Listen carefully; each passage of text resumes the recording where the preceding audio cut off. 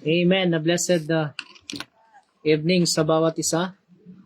God bless you daw, Pas. Yes, thank you po. God bless. Kilala mo yan? Kay brother, I think, are you Kuya Rene Murcia? Pasarin Murcia. Kuya Rene. Kasi may bigote ka dito. Mira, di kita nakilala. Long time no look. Yes, Kuya Rene. Dito lang siya sa sa Bulacan.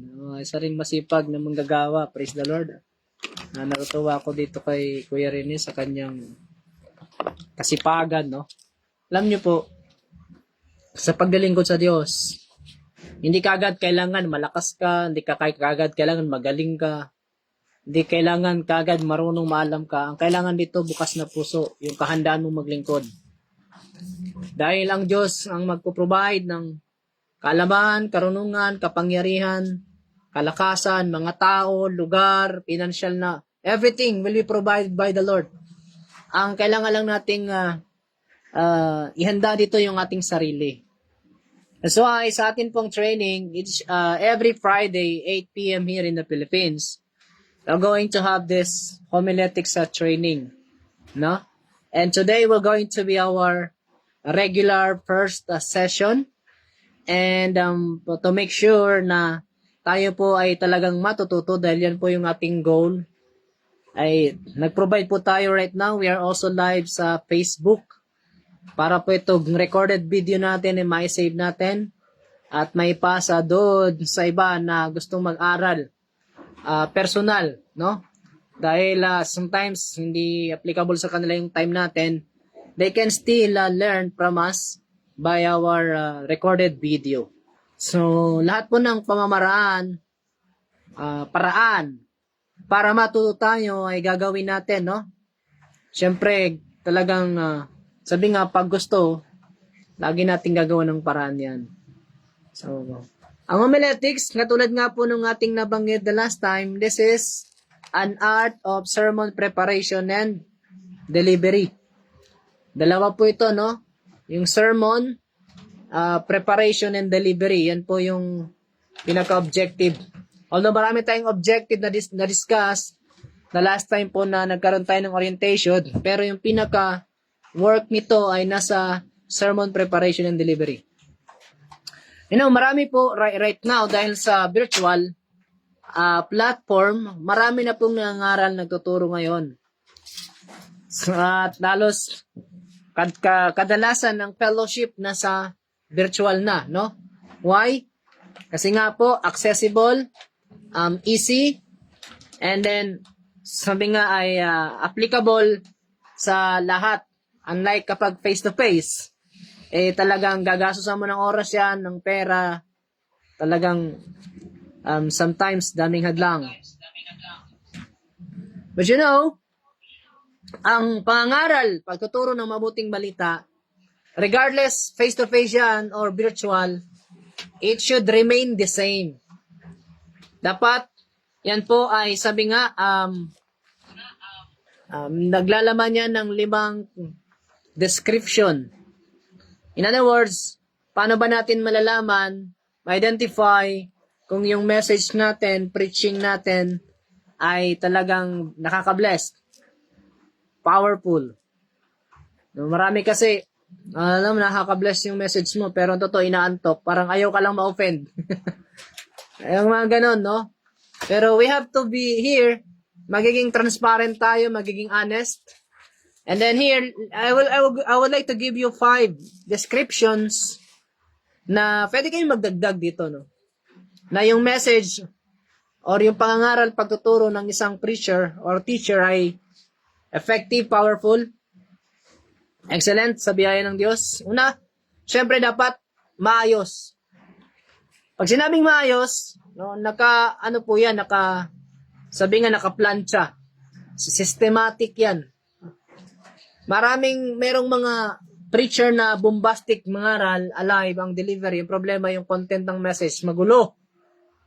So, ang topic minsan, tithes, napupunta sa deliverance. Minsan naman, ang message is about faith, napupunta sa giving.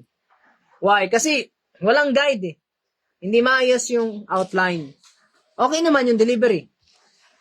Pero namang iba, okay yung outline, problema yung delivery, para namang nagkukwento lang, para lang, yung iba parang gusto nang matulog. So, hindi po ganun ang preaching and teaching. Dapat yan maayos, easy to understand. Pangalawa, malaman. Hindi pwedeng sardinas ang lagi nating pinapakain sa mga tupa natin. Baka magkaroon ng kaliskis yung tupa mo at lumangoy na sa tubig. Kailangan meaty, no? So, isabihin nito, punong-puno ng biblical na kaalaman at karunungan mula sa Diyos. Hindi puro head knowledge. And to be precise, dapat tamang kaalaman. Hindi kaalaman na nagmula sa kaaway. Lalo ngayon, ang dami pong mga false teachings, false gospel na alam mo yon, pinapakalat sa internet. And therefore, we have to be very careful. Tingnan nyo yung mga kalaban natin, yung mga false teachers, false preachers, napakasisipag nila. Tapos tayo dito, lax-lax lang. Sila talagang nagpupuyat, nagsusunog ng buhok, hindi nakila yung sinusunog, Kuya Rene, buhok na. Para lang masunod nila yung gusto ng Diablo. Tapos tayo, lingkod ng Diyos. Napakadali nating mapigilan. Iba, tamad pa. So, therefore, an effective preaching and teaching should be, first, maayos. Pangalawa, malaman. Pangatlo, eto, powerful. Buhay. Alagag, hindi yung parang nanamlay. Alam mo yon, yung spirit, ginigising, ng kahit tulog yan spiritually, magigising yan. Pangapat, relevant. Ano yung relevant? Dapat applicable siya sa bawat panahon, especially today. Hindi pwedeng nangaral ka gamit ang Old Testament, tapos yung application ng message mo pang Old Testament din. Ilalabas niyan, yung mga hearers mo dapat doon pa sa unang panahon, ancient time. Hindi. Yung message nung lumang tipan, pinapaliwanag sa bagong tipan, dinadala sa panahon natin ngayon. Kaya nga dapat relevant yan. Ang message ng gospel, hindi yan outdated. It's always fresh. It's always new every morning. Nagkakaroon ng problema kapag hindi tayo ganun kahusay or kaalam kung paano itatawid yung mensahe mula sa lumang tipan patungo sa bagong tipan at sa panahon natin ngayon. Sa homiletics, pinag-aralan po natin yan. Okay po. So, and of course, dapat alam natin yung background ng Bible. Kasi ngayon, katulad nitong, ngayon, wala naman na si Kyle Soriano. Si Kyle Soriano, meron siyang, mahusay siya sa logical, pero hindi enough. Kasi kahit yung logic niya, bumabaliktad din eh. Mali-mali din yung ibang aral niya eh. So yung mga followers niya, na-attract doon sa logical way ng pangaral niya. Pero kulang na kulang yun. Kasi ang preaching, hindi lang yan logical. In fact, last method mo yung logic. Dapat meron yan theological, prophetic, historical, biblical, spiritual, then tsaka pa lang yung logic. Kasi sa kanya, puro logic. Ewan ko, daming na-attract sa kanya. Yung iba, dahil sa pagmumura siguro. Ayan yun. Yung sarcastic mga komentary niya, yun. Yan yung gusto nila Richard Evangelista.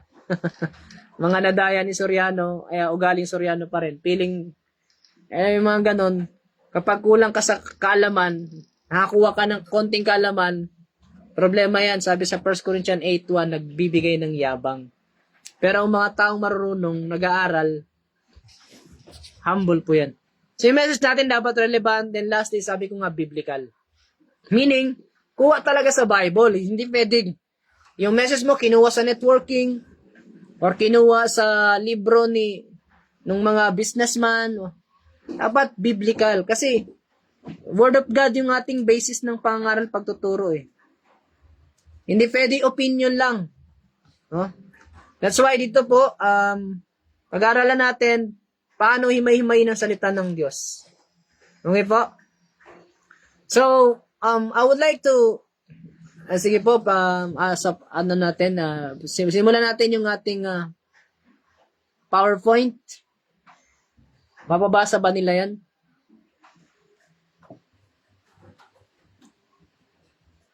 Ayan. Para meron po kayong pagbabatayan, siguro bawasan natin yung mga nakaupo, pababayin pa natin sila. Joy, ano ka muna? Baba. Baba po muna tayo yung iba. Pwede naman kayo sa babay para lang mabasa ninyo. Pero if you wanted to join sa ating GC, andun din po nakapost yung ating handout para may susundan kayo. Meron kayong personal study, magre-review kayo. Aside from sa ating actual training. Sige po, pwede po kayong bumaba. Ayan. So, habang piniprepare yung ating PowerPoint, ito po. I would like you to know, or we have to understand, under the homiletics training, merong at least, kasi marami pa yan eh. Merong at least 6 na iba't ibang uri ng sermon na pwede nating gamitin sa pangangaral or pagtuturo. Kasi iba po yung preaching, iba yung teaching. Pag nagtuturo ka, more on explain, you provide information. Pag nagpipreach tayo, you declare, you proclaim. No? And at times, more on nakasigaw yan. Repent for the kingdom of God is at hand. Pero pagka minsan doctrinal, turo.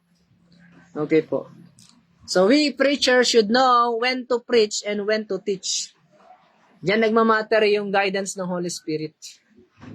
Sometimes, sa aking experience, in my mind, I would like to teach. But then suddenly, pag nandun ako, nag-iba yung mode. And that's the Holy Spirit telling me, you preach, you declare the word. So kapag tinry mong supilin yon, ito maging ano tayo dito, maging sensitive.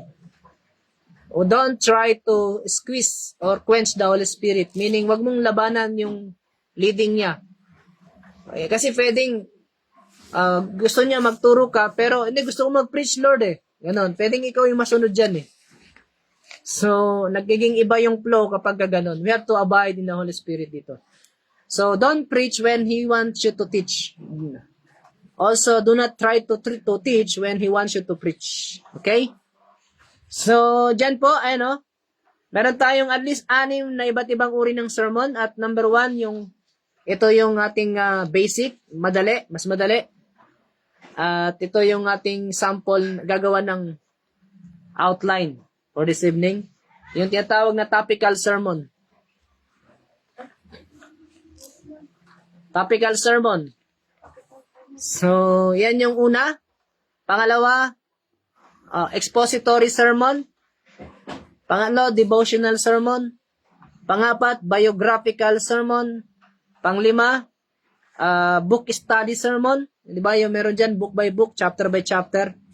Ayan. Pang-6, ito kadalasan yung method or ginagawa ng iba na medyo kulang sa training. Testimonial sermon. Puro testimony. Sermon din naman yun. Kaya lang, puro testimony. So, andun sa GC. Okay. Ano yung topical sermon? Ang topical sermon, it is a kind of sermon na, syempre, nakapokus siya sa topic. Kaya, okay, ito yung gagamitin. Dahil ito yung pinakamadali. Ito po yung ating gagawing pattern sa ating training dito. Pero pwede nyo rin pong subukan yung iba't ibang uri ng sermon. Magsimula lang tayo sa basic. Ayan, ang topical sermon, nakapokus sa topic. For example, kung ang topic mo ay faith. So, lahat yun, puro faith. No? Yan. So, yung mga scripture reference natin, other book reference, laging faith yun, kung tungkol sa faith. Ito ay easy to apply or easy to be done. And the basic way to prepare the sermon. Expository sermon, ito yung pinakamahirap. Kasi sa expository sermon, sometimes isang talata lag ang gagamitin mo. For example, John 3:16, then himay-himayin mo yun. Ano yung mga makukuha mong mga points dyan sa John 3:16. Dito, minodify ko po yung expository sermon. Ginawa ko siyang expository topical. Pero hindi po muna yan yung gagamitin natin ngayon dahil medyo kukulangin tayo sa oras. Start tayo sa topical. Yeah, ang expository sermon, again, it is focused on the text. No? Hindi ka lalabas sa text, dun ka lang. Yung iba kasi, basa ng text, sabay takbo sa ibang talata or sa ibang ang problema ng ang advantage ng topical, madali siyang gawin. Itong method na to ng sermon. Pero pagdating naman sa biblical depth niya, mas advance yung mas malaking advantage ng expository. Asan na yung kape ko?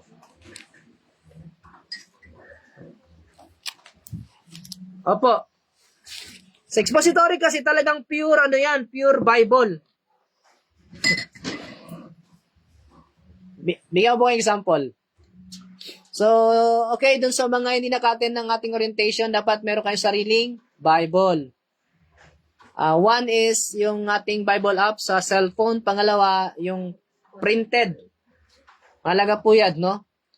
Kung buwan-buwan or taon-taon, nagpapalit kayo ng case ng cellphone nyo.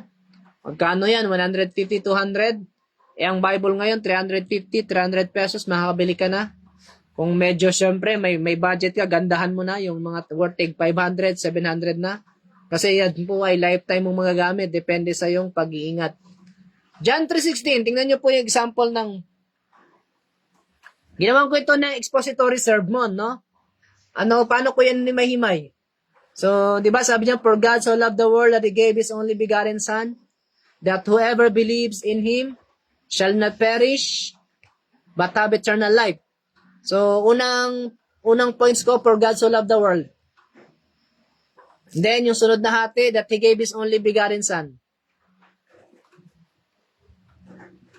So, then yung whoever believes in Him, tapos will not perish, but have eternal life. 5 points. Siyempre, ako na yung naglalaga, ano ibig sabihin ng for God so loved the world? Nilagay ko doon, the greatest love that man can have. Yan. He gave His only begotten Son, the greatest sacrifice because of love.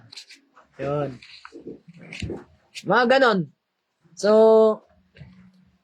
God willing, after ng ating topical sermon, mapag-aralan din natin itong expository sermon. Yung last year, natapos po namin yan eh. Problema lang, I failed to save my videos. So, na-delete lahat yan ni Meta.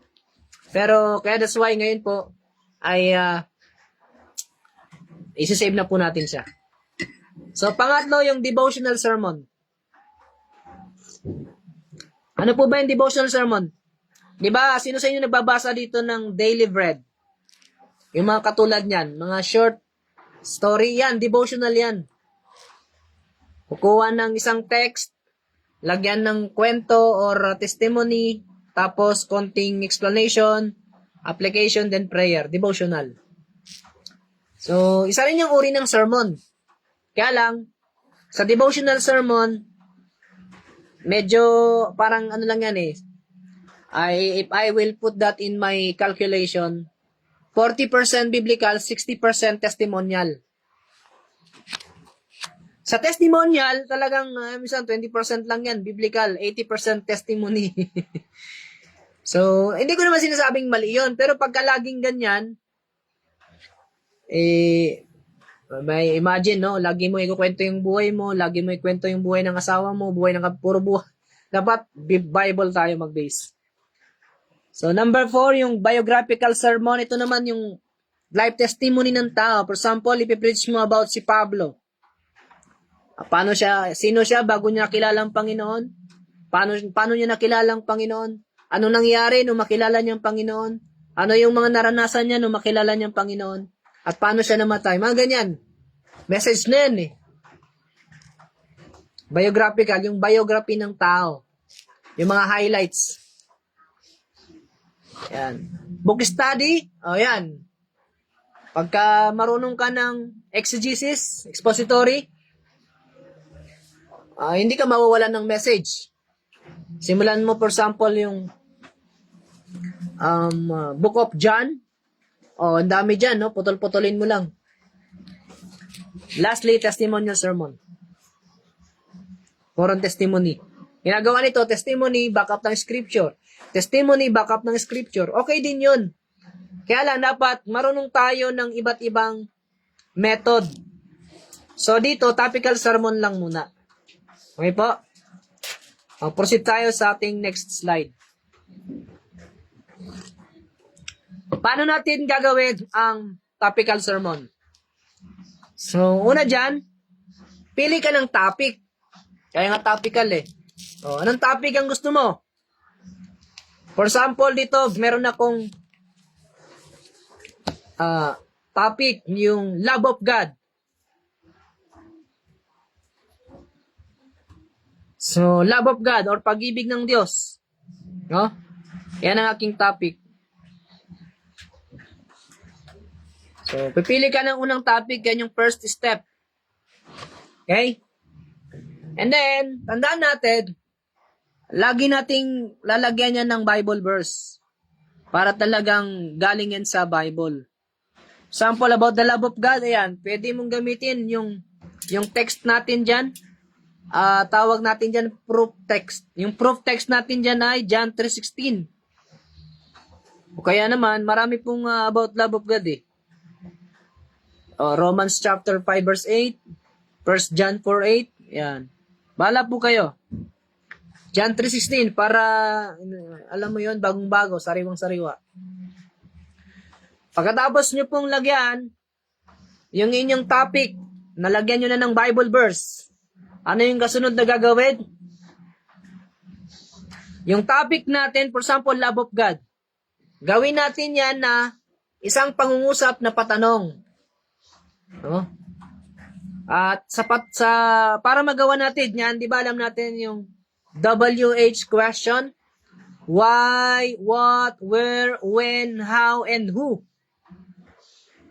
Ipili tayo ng isa doon para gamitin natin na maging pangungusap na patanong yung ating topic. For example, love of God.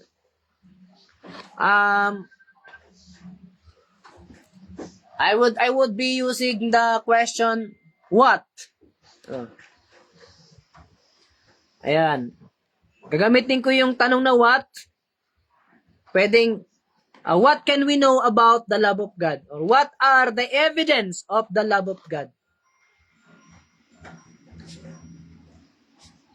Or evidences, kasi marami yan eh.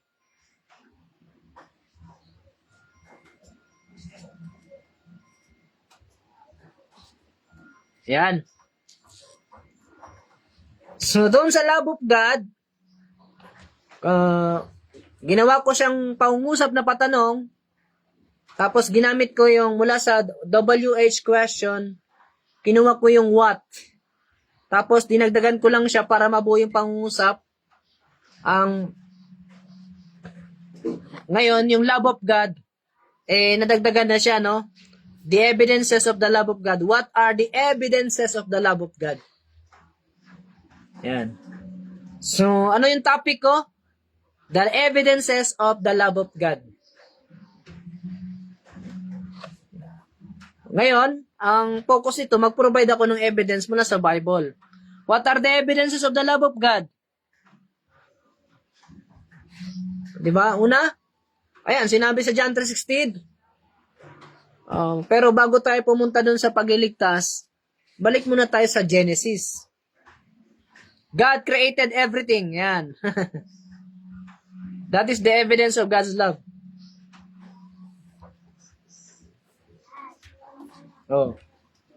Diba? Genesis 1:1. In the beginning, God created the heavens and the earth.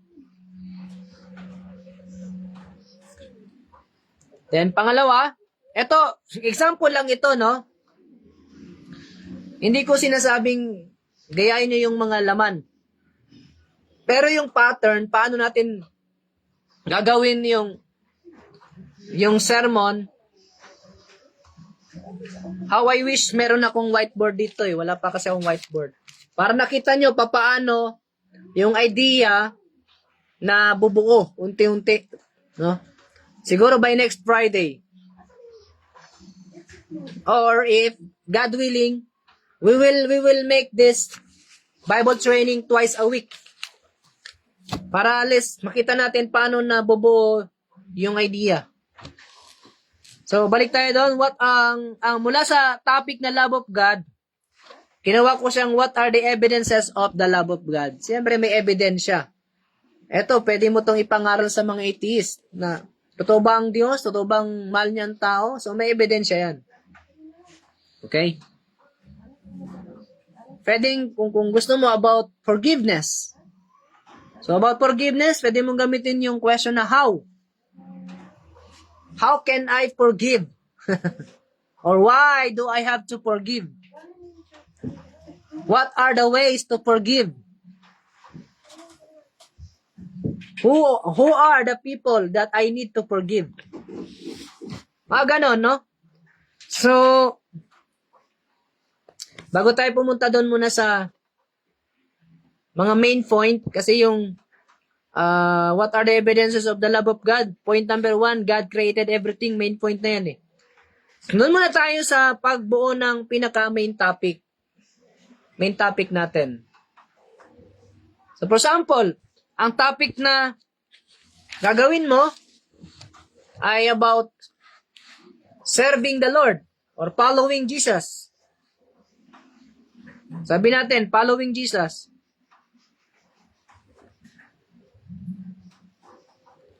So, sabi natin, gawin mo yan na isang pangungusap na patanong gamit yung question na what, why, where, when, how, and who. Isa lang dun sa WH question yung gagamitin yan. For example, yung who can follow Jesus. Yan. Who, ibig sabihin, itong mensahe na to patungkol sa mga tao na pwedeng sumunod sa Panginoong Yesus. Okay naman, why we have to follow Jesus? Reasons. How are we going to follow Jesus? Yung mga pamamaraan. What are the things that we have to do to follow Jesus? So, you see, sa salitang following Jesus or follow Jesus, makakabuka ng at least 6 na iba't ibang mensahe. Gamit lamang itong simpleng pamamaraan ng topical sermon. Ito naman yung advantage ng topical sermon. Madaling gumawa ng mensahe. Sa expository kasi, ayun nga, nakapokus ka lang sa isang talata. Iyon, palalim. Ito, more on surface, pero madali ding alam niyo, project ng idea. Nagigets po ba? Paano gumawa ng main topic or ng topic ng sermon under the topical outline? Mag-thumbs up po kayo sa baba kasi baka mamaya salita ko ng salita dito ako lang pala nakakaintindi sa sarili ko. Ako lang mabibless. Ang mangyayari dyan, ako lang ang pagpapalain, ako lang mapupunta ng langit. So, lahat tayo dapat mag-akay. Amen? So, ayan. Mag-ano po kayo kung medyo may kailangan i-clarify, magtanong po kayo sa comment section. I will, I will respond to that. So, ganun po, no? Example, bigay pa tayo sa example. Making your own topical sermon, yung main topic. For example, about salvation. Salvation. Ayan. So, gagawin natin itong pangungusap gamit ang WH question. Siyempre, pwede kayong magtagalog, no? Ito, it so happen, I am studying English para sa general audience. Although dito nagkatagalog ako. Pwede nyo Tagalogin. Kung gusto nyo Tagalog or Taglish, bahala ka kasi ikaw naman ang magdadala niyan eh. About salvation, for example, gamitin ko yung WH question na what? What are the rules for salvation? Yan. Or the ways or rules, no? So, ituturo ko sa mga tao ang rules of salvation, of course, gamit ang Bible. See? Kaya naman, why? Why people need salvation? Yung reasons. Provide ka ng dahilan, ba't kailangan ng mga tao maligtas? Kaya naman, where? Where do people need salvation? Saan kailangan iligtas ang mga tao? Kasi may mga tao sa labas, hindi nila alam na napapahamak sila. Napapahamak sila mentally, emotionally, physically. Aware lang ang mga tao pag, financially. Di ba? Kung napapahamak na financially, doon lang sila, napapahamak na ako kasi more on financial lang iniisip eh. Pero yung bang maguluhan ng isip mo, makonfuse ka, ma-hypnotize ka ng kaaway, that is mental distraction or mental corruption. Kapahamakan yan sa isip. And of course, yung pinaka-worst, yung kaluluwa mo mapunta ng impyerno. Kaya gagamitin natin yung when, na question, when do people need salvation? Kailan nila kailangan ng salvation? Ayan, kailan, di ba? Nakagawa na ba kayo ng ganong mensahe? May panahon pala. Kasi sabi ng 2 Corinthians, now is the time for salvation. Yung now na yon, kailan yon? Siyempre, unang-una, kapag nagkaisip na ang isang tao, ibig sabihin, alam niya yung tama at mali, kailangan niya ng salvation. Pangalawa, kapag yung tao ay, sabi nga, kinausap na siya ng Panginoon kasi merong personal visitation ng Diyos. Ito yung mga naman to, main point na yung binabanggit ko. Mga ganon. Okay ba? Okay na yung paano gumawa ng main topic sa under the topical sermon outline. So, doon po, kailangan dito maayos bagamat basic ito, dapat makuha natin yung pinaka-pattern niya. At kapag ito nagawa nyo na, ulit-ulitin nyo po. Sa isang araw, gumawa kayo ng at least 10 topical sermon na iba-iba. About love, about giving, forgiveness, breakthrough, revival, prayer. Gamit yung WH question. Pwede nyo, kaya naman, isang topic lang, tapos gamitin nyo lahat ng WH question. What, why, where, when, how, and who. Para maging familiar tayo, ma-particular tayo dito. Kumbaga, maging biyasa ka, makabisado mo, na kahit minsan nakapikit ka, nakahiga ka, sa isip mo gumagawa ka ng outline. Okay naman, kahit nasa jeep ka, kung ikaw ay araw-araw bumabiyahe, gumagawa ka ng outline. Pwede po yan. Okay po? So, ngayon, punta na tayo sa mga pointers, main point. 'Di ba? Meron tayong pinaka main topic. Dito gamitin natin yung ginawa nating topic kanina. Example, following Jesus. Gagamitin ko yung question na why. Why we have to follow Jesus?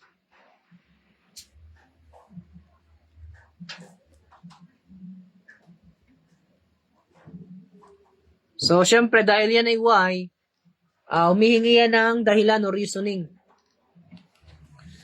So, pag gagawa na po tayo ng main point, at least, gawin natin yan 3. At least 3 or more. No? Okay, gagawa ng main point na 2 lang. Ang dami naman pwedeng gawing point eh. At least 3. Okay po? For the sake of formality. And then, ngayon, paano gagawin yung main point? Siyempre, yung main point natin, ito ay statement natin na sagot ito doon sa tanong mo. Na yung tanong na yun yung pangungusap napatanong, yun yung main topic. Di ba yung main topic natin? For example, why do we have to follow Jesus? Yan yung main topic natin. Bakit kailangan nating sumunod sa Panginoong Yesus? Number 1, magbigay ka ng dahilan. Because, so yung ating paggawa ng pangungusap dapat, lalo pag Tagalog na, maayos na yan. Dahil or kaya because, that is the way to be saved. Ayan, to be saved. Yan ang paraan para maligtas. Tapos kuha ka ng talata na ilalagay mo dyan, isa. Matthew 16:24, Luke chapter 9 verse 57. So, bawat main point merong scripture reference, supporting verse, para may pakita natin sa tao na galing sa Bible yung ating idea o message. Why do we have to follow Jesus? Second point, because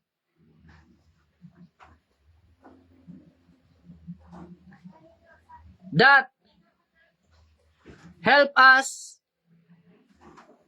know God. Ayan.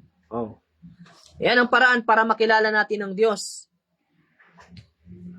Diba tapos kunin mo yung John 14:8, sabi ng Panginoon kay Philip, ang nakakita sa akin, nakakita na sa Ama.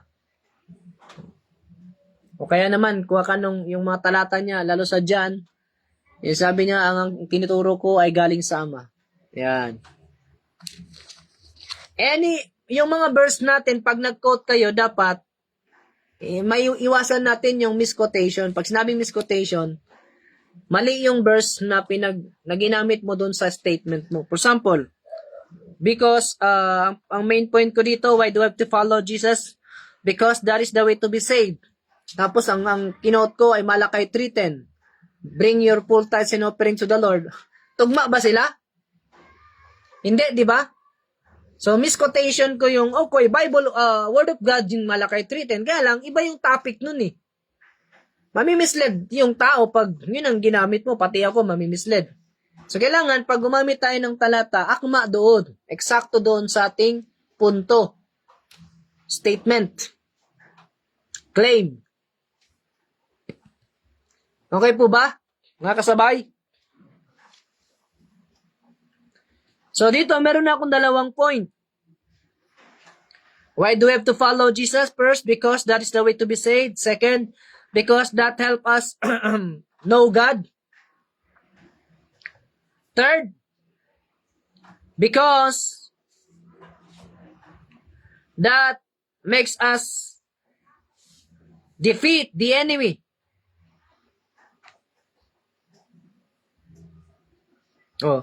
Yan ang paraan para matalo natin ang ating kaaway. Sinong kaaway? Ang diablo. Saan ang ating dyan?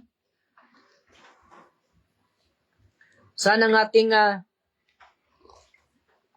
proof text? Pwede kong gamitin yung Lucas chapter 10 verse 19. Sabi dyan, ang Panginoon, binigyan ko kayo ng kapangyarihang tapakan ng mga alakdad at mga serpiente sa pangalan ko.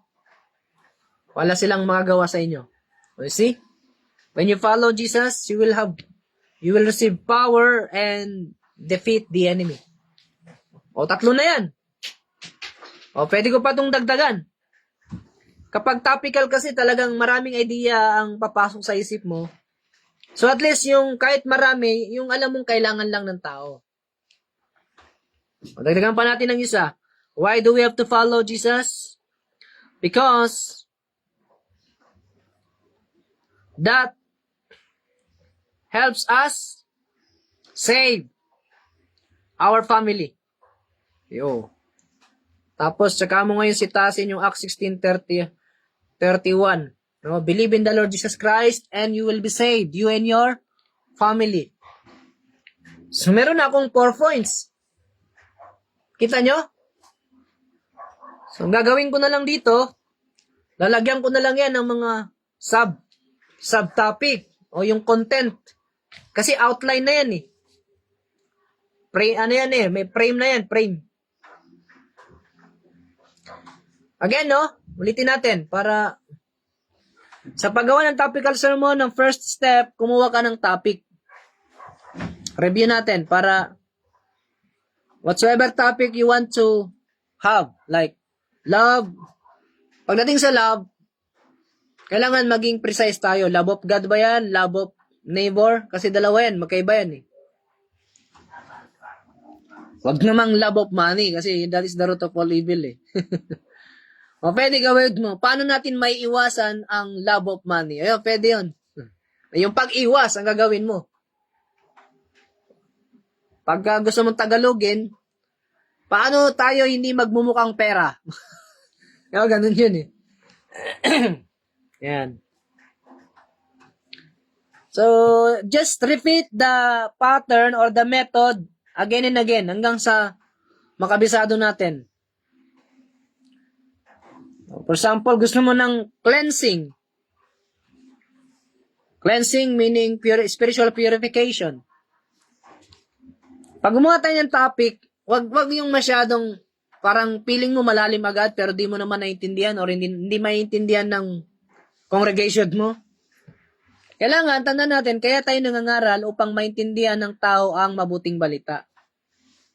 Hindi pwedeng ikaw lang nakaintindi ng message mo. Kaya nga pinapaliwanag natin yan eh. Ginagamitan natin ng mga, para mas maunawaan, at ginagamitan natin ng mga supporting details, scripture reference to validate, establish its integrity and authority. Kasi kung walang scripture reference, sabihin nila, opinion mo lang yan. Wala naman pala sa Bible yan. Lalo po ngayon, maraming mga tao ngayon napaka-critical. Pag sinabing critical, hindi naman mali yun. Hindi sabihin mapanuri. Yung mga ngaral mo talagang sa Bible. O opinion mo lang yan. Baka kinuha mo yan sa comics. O kaya naman, kinuha mo sa chat GPT. Yung may mag-chat GPT dito. Well, mali ba yun? Tama naman yun. Merong mga scripture reference dun eh. Pero, yung kasi, may message na yun na kinuha ni chat GPT. Ito talaga, ikaw ang gagawa ng message mo. Meron ka ritong honor. So, repeat the pattern. Repeat the method again and again. Paulit-ulit. Dito kahit anong topic, pwede mo tong gamiting pattern na to. End times man yan, eschatology man yan, ecclesiology, yung study about church, kaya theology, study about God, soteriology, study about salvation, pneumatology about the Holy Spirit. Kahit anong klase ng study, pwede mong gamitin tong pattern na to. Ano to universal pattern. Universal pattern. Baptist, Pentecostal, Full Gospel, pwedeng gumamit ito. Freelancer. May tanong po kayo?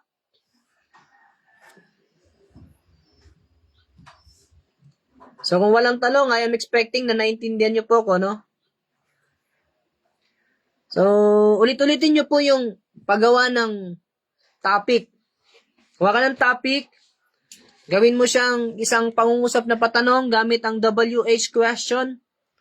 And much better na sa isang topic mo, gamitin po natin lahat yung WH question para may iba-iba. For example, about love, why do we have to love our neighbor? O, for example, yung topic natin, loving our neighbor. Ito yung pagsunod sa second and greatest commandment. For example, what are the ways to love our neighbor? Why do we have to love our neighbor? Where do we have to love our neighbor? When do we have to love our neighbor? How are we going to love our neighbor? Who are the neighbors that we have to love? Di ba? Sabi nung kausap ni Jesus, sino yung aking kapitbahay? At saka niya kinuwento yung Samaritan, Good Samaritan. So, you see, sa isang topic, pwede kang magawa ng at least 6 na iba't ibang mensahe gamit ang method or pattern na to. So, paglalagyan mo na siya ng main points, at least 3 main points, bawat statement sa main point mo, main point number 1, main point number 2, main point number 3, dapat sagot yun doon sa tanong mo. na pangungusap o pangusap na patanong mo na yun ay walang iba kundi yung topical sermon or main topic. Balikan ko po uli yung ginawa ko dito kanina. Yung why we have to follow Jesus. So, ginamit ko yung question na why. That asks reasons. So, because that is the way to be saved. Number 1 point. Number 2 point, why do we have to follow Jesus? Because that helps us know God. Number 3, why do we have to follow Jesus? Because that makes us defeat the enemy. Number 4, why do we have to follow Jesus? Because that helps us save our family. Siyempre, again, may mga talata dapat lagi yung ating main point. Para talagang authoritative siya, hindi siya opinion. Madali kasing i-ignore or i-deny pag walang talata eh. Lalo na, alam niyo po, yung, di ba, pag ako nakipag-debate ako, sa debate, malaking, kailangan yung argumento mo, laging may talata. Sabi nga nila ay may resibo. Ganon din po sa ating mga pagtuturo, dapat may talata na pinagkukuwanan o bumabackup doon sa ating claim. So yan, meron na akong outline. You see that? Madali lang to. Medyo sa una, parang maguluhan ka lang, sasakit ang ulo mo. Normal po yun kasi binibiyak talaga yan dahil matigas ang ulo mo eh. Kailangan siyang palambutin. Basta, the more na nahihirapan ka, lalo mong gawin. Huwag kang magpuyat ka. Ito magandang pagpuyatan. Talagang wag, hanggang sa makabisado mo yung method, yung pattern. And I tell you, ikaw ang may kinabang dito. Unang-una may kinabang dito, ikaw. Gawa pa ba tayong example? O, gawa ba tayo sa example? Para makita nyo talaga na itong method natin ay applicable. O, gamitin ko ulit yung following Jesus. Kasi kanina, ang ginamit kong question, why? Ngayon naman, sa following Jesus, gagamitin ko naman yung where. Where do we have to follow Jesus? Ayan. Where?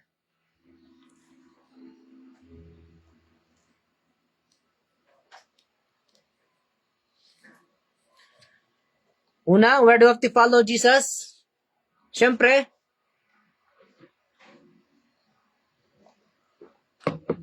in of course, basic in believing the gospel kasi we have to always give place to the mga sinners, no? Pag nangaral ka, lagi mong isipin may mga sinners na nakikinig. So we have to follow Jesus in believing the gospel. So pag nanampalataya ang tao sa gospel, sumusunod siya kay Jesus. Okay? Then, tapos, kuha ka na lang ng text. Like, for example, Mark chapter 1, yung, ni John the Baptist, repent for the kingdom of God is at hand. Then, number 2, where do we have to follow Jesus? We have to follow Jesus in preaching the gospel. Like the 12 disciples. Oh, yeah, pwede mong ilagay yung Matthew 28:19. Go ye into all the world and preach the gospel to all the nation and make them my disciples. Number 3, where do we have to follow Jesus? In prayer. Oh. We have to follow Jesus in prayer. Dapat pray daily, di ba? Sabi sa Matthew 26:41, pray so that you may not fall into temptation. The spirit is willing, but the flesh is weak. Pray. 1 Thessalonians 5:17, pray without ceasing. Where do we have to follow Jesus? In studying His Word or Scripture. You see? Tapos kuha ka ng talata. Diba sabi sa Joshua 1:8, meditate the Word of God night and day. O kaya naman, John 5:39, sabi ng Panginoon, search the scripture, for these are they that testifies about me. Oh. Meron na akong ilan? 4.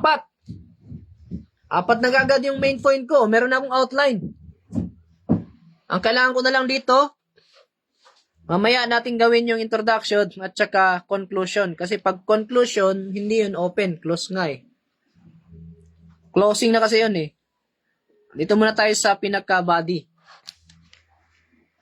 Gusto ko munang marinig, nakakasabay po ba yung lalo yung mga nasa Bigo? Mag-thumbs up nga po kayo. Baka mamaya na-disappear na kayo o na-rapture na kayo dyan.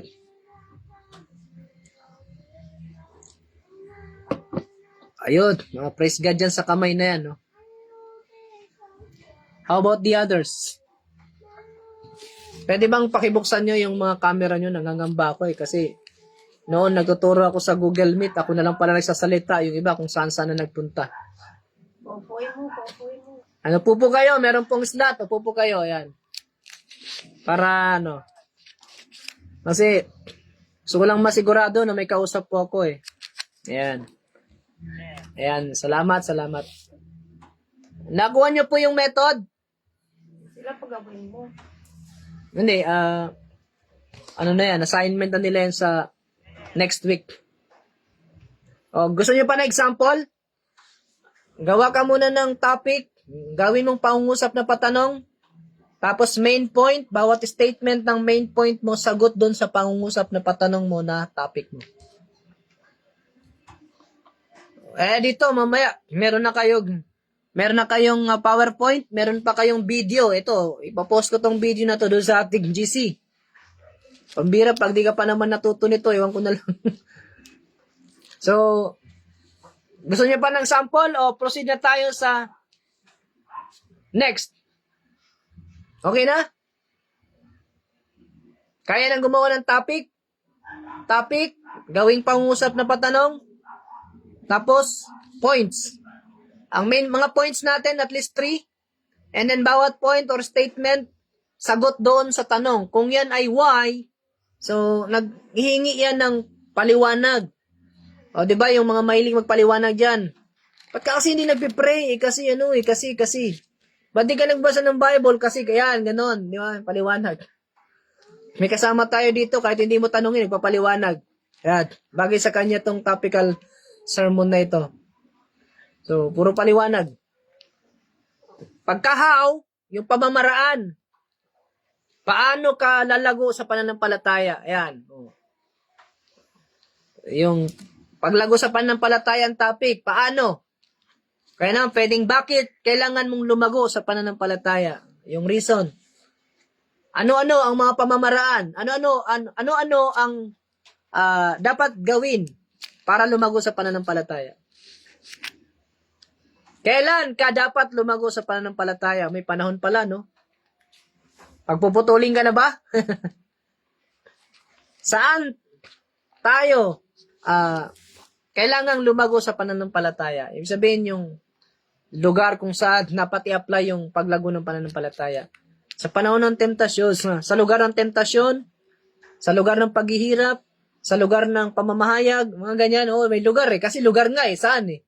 Pag panahon, sa panahon ng paghihirap, sa panahon ng tentasyon, parang halos ganun din eh. Pero iba yung, yan? No? So, okay. I think, dahil tingin ko, mga matatalino kayo, nakuha nyo na kagad, no? Sige. Proceed po tayo.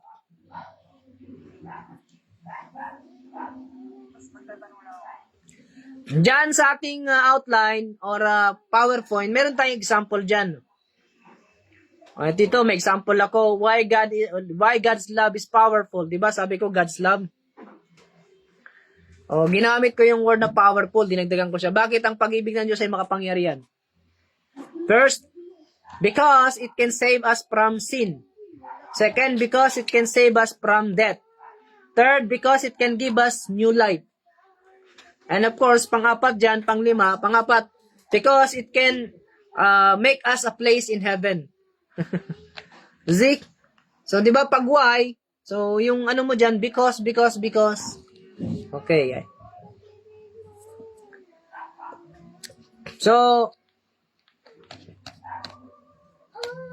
yan lang muna, siguro sa ngayon. No? Dito lang muna tayo. Ano ba tayo sa Monday? Saturday, meron tayo? Anong meron? Survival. Revival? Gawin mong Tuesday. Okay, Tuesday. Next Tuesday po tayo. Ito lang muna sa ngayon. So, next Tuesday, ang gagawin po natin, yung pinaka-outline natin, lalagyan na natin ng laman. Ayan. O, lalamanan na. Diba? Para tayong gumagawa ng bahay dito. Gawin mo muna yung balangkas niya, outline.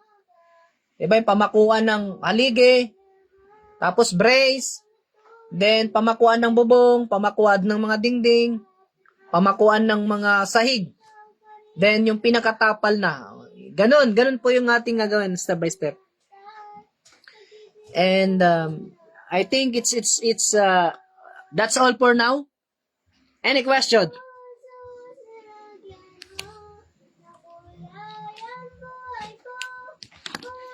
Kung wala na pong tanong, i-off ko na po ito ng ating Facebook. Sige po, go ahead.